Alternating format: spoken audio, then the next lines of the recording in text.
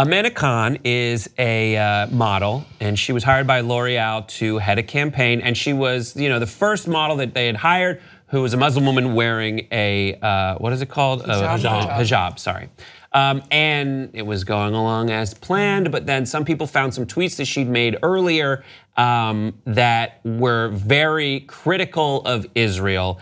And as a response, these tweets were made in 2014, but as a response, she issued this statement, which we have. I deeply regret the content of the tweets I made in 2014 and sincerely apologize for the upset and hurt that they have caused. Championing diversity is one of my passions. I don't discriminate against anyone. I have chosen to delete them as they do not represent the message of harmony that I stand for. I recently took part in a campaign which excited me because it celebrated inclusivity. With deep regret, I've decided to step down from this campaign because the current conversations surrounding it detract from the positive and inclusive sentiment that it set out to deliver. What do you guys think about this? Thoughts, 5 words or less. She's Lori out. Women can't have opinions. Over before it started. Is this really happening? So did you guys see the tweets?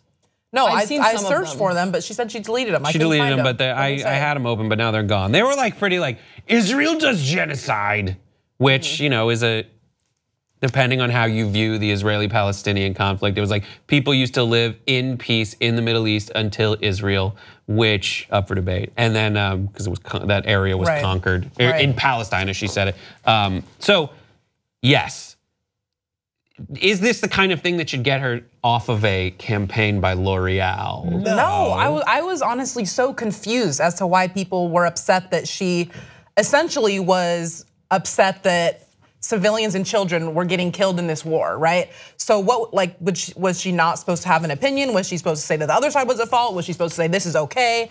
To me, I was just so confused. And there's this, antiquated view that women, especially in like a beauty campaign or just women that are pretty in general, just be pretty. Don't say anything. Don't say anything that could rock the boat or that could cause anybody else to be upset. Just be pretty. That's all you have to do. And I hate that view, and it's completely ridiculous.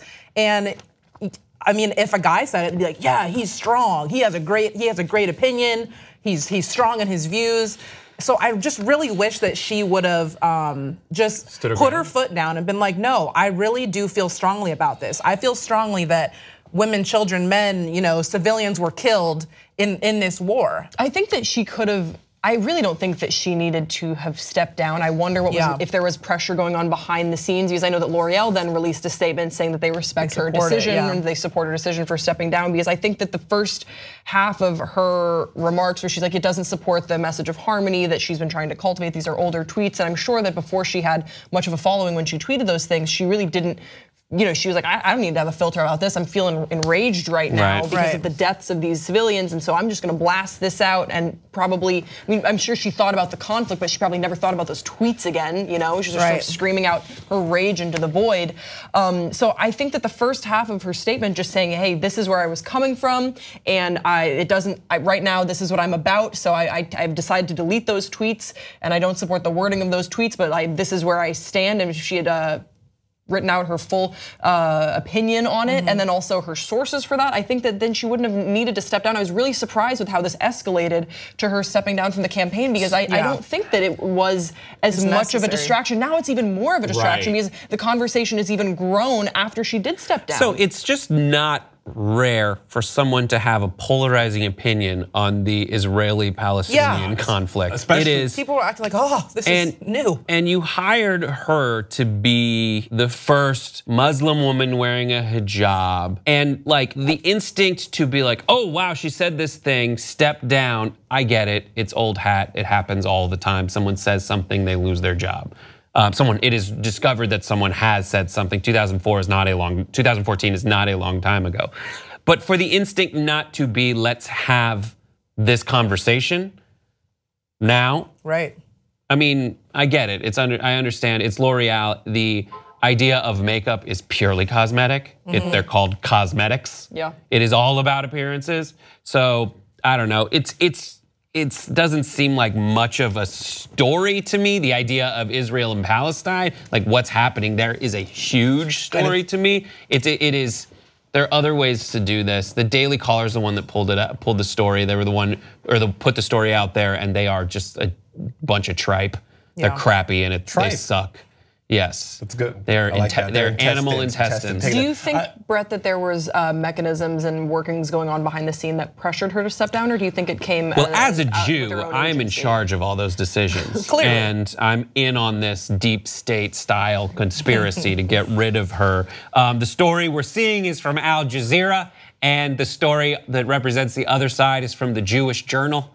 And yes, of course, like these groups don't get along now. This is a way for certain people within the conversation to get really mad at each other now. Yeah. But that is not a change from their default position on the subject. So I don't think this is changing hearts and minds. Was it an opportunity to? Maybe, probably not.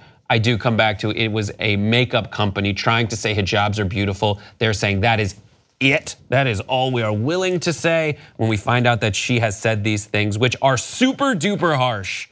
They are not the words of an ambassador. They are the words of a partisan, and she has every right to be a partisan. I'm not saying there's any problem with that, but if L'Oreal hired her as an initiative to be an ambassador between the mainstream cosmetics and the Muslim market or the Muslim people, like they just kind of put their foot down, like I guess we're just gonna try to not move for a few weeks and see what happens. Right. L'Oreal can't catch a break because this is also the second time they've tried to be forthright and forward with putting something that's unique when their campaigns. Monroe Bergdorf, the transgender model who had the racist comments back in Charlottesville, and then now with this, and also when I said in my 5 words, it's over before it begun because you had Halima Aden who was wearing a hijab on the cover of Allure last year, the first person to do that on an American publication, and now you would have had this. So it's just it's very disappointing, if you will.